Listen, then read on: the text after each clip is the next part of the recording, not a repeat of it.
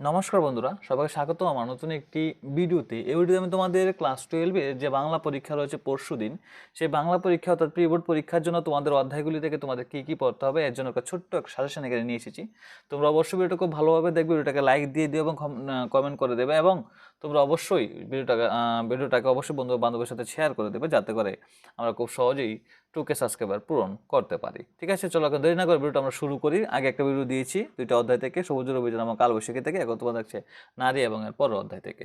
তো নারী থেকে তোমাদের 2 নম্বর পড়বে অর্ধেক তার আনিয়াছে নারী অর্ধেক তার নর। কবি এখানে কিসের ইঙ্গিত করেছেন? অন্তরে তাহার মমতাজ, নারী বাহিরিতে শাহজাহান। তাৎপর্যটি লিখো। জ্ঞানের লক্ষ্মী শস্যলক্ষ্মী নারী অধিকাংশটি আলোচনা করো।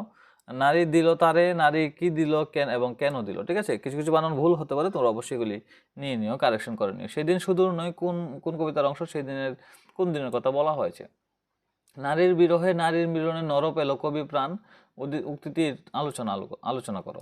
নারী দিল স্মৃতির সিঁদুর লেখা নাই তার পাশে, কার লেখা কোন কবিতার অংশ? অংশ মর্মার্থ ব্যাখ্যা করো। যুগের ধর্ম, এই যুগের ধর্ম কি উল্লেখ করো। দূর করে দাও দাসীর চিহ্ন, কার প্রতি এরূপ আহ্বান করেছেন এবং কেন? পুরুষ হৃদয়হীন কোন কবিতার অংশ? এই উক্তির কারণ কি? ঠিক আছে, নেক্সট তোমাদের পড়তে হবে অধ্যায় থেকে 5-এর মান। সেদিন সুদূর নয়, কার উক্তি?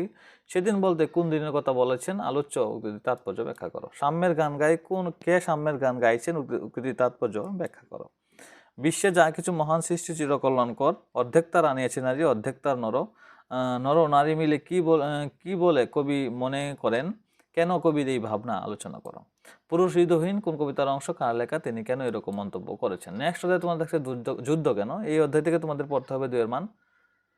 তবু লড়াই লাগে যত আহাম্মক বলে, কার উদ্দেশ্যে কথা বলেছেন? তারা কেন লড়াই লাগেন? কেন হবে বারবার এই বর্বর অভিনয়? কার লেখা? কোন কবিতার অংশ? এরকম বলা হয়েছে কেন? এই যুদ্ধে আমরা জিতি কিংবা হারি, তাৎপর্য বিশ্লেষণ করো। এই যুদ্ধে বারবার চিরকায় ট্যাঙ্কের চাকায়, চির শব্দের অর্থ কি? পৃথিবী বারবার চিরকার কারণ কি?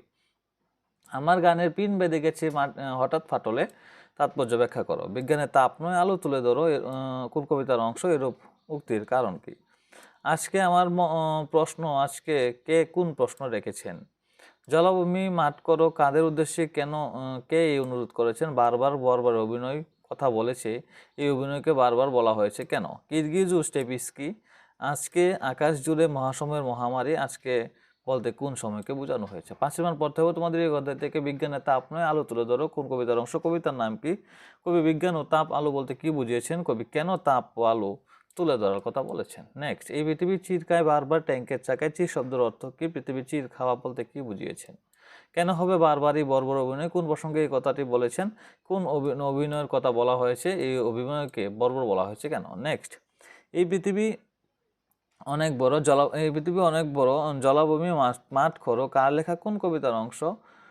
কোন পরিপ্রেক্ষিতে কবি এই কথা বলেছেন? কবির এই প্রত্যাশার কারণ কি? আমার গানের পিন বেঁধে গেছে হঠাৎ ফাটলে। ঠিক আছে, কোন গানের পিন? গানের পিন বলতে কি বোঝানো হয়েছে? উক্তিটির কারণ কি? বীজ বুনো কিরগিজ স্টেপিসে কোথা থেকে নেওয়া হয়েছে উক্তিটি? কিরগিজু স্টেপিস কি? কবি এরকম কথা বলেছেন কেন? আজকে আকাশ জুড়ে মহাসময়ের মহামারী, আজকে বলতে কোন সময়কে বোঝানো হয়েছে? মহাসময় মহামারী কথাটির তাৎপর্য কি? নেক্সট ভিডিও তোমাদের থাকছে আগামী এবং পরের অধ্যায়টা, সরি এই ভিডিও থাকছে তোমাদের আগামী। চলো দেরি না করে শুরু করি। জটিল জানিয়ে আমি ভাবি বনস্পতি, বক্তাকে কোন নিজেকে বনস্পতি বলেছে কেন? জয় নয় মৃত নয় অন্ধকারের কনিজ, কিছু বানান ভুল আছে। কোন কবিতার অংশ? বক্তাকে সে নিজেকে কি বলে পরিচয় দিতে চেয়েছেন? যদিও নগণ্য আমি তুচ্ছ নই, বটবৃক্ষের সমাজে নগণ্য তুচ্ছ শব্দের অর্থ কি? বক্তা নিজেকে নগণ্য তুচ্ছ বলেছেন কেন?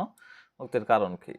ঠিক আছে, নেক্সট, শূদ্র আমি উক্তিটির তাৎপর্য লিখক। কয়বনী কিশলে কি? তাকে জয়ধ্বনি দেওয়া হবে কেন? ঠিক আছে, শেষটার বিস্মিত ফুল প্রতিবেশী কাছেদের মুখে, বক্তা বিস্মিত ফুল বলেছে কেন? শিখরে বিদীর্ণ করেছি মাটি বিদীর্ণ কথাটির অর্থ কি? কে মাটি বিদীর্ণ করছে? স্বপ্ন ঘিরে রয়েছে আমাকে বলতে কাকে বোঝানো হয়েছে? এই অধ্যায় থেকে তোমাদের 5 মান পড়বে। শিখরে আমার তার অরণ্যের বিশাল চেতনা, বক্তাকে কোন কবিতার অংশ? কবিকে। বক্তা কিভাবে অরণ্যের বিশাল চেতনা অনুভব করেন? আমি তো জীবন্ত অরণ্য কোন কবিতার অংশ? বক্তাকে অধিকাংশটি শব্দের কারণ কি?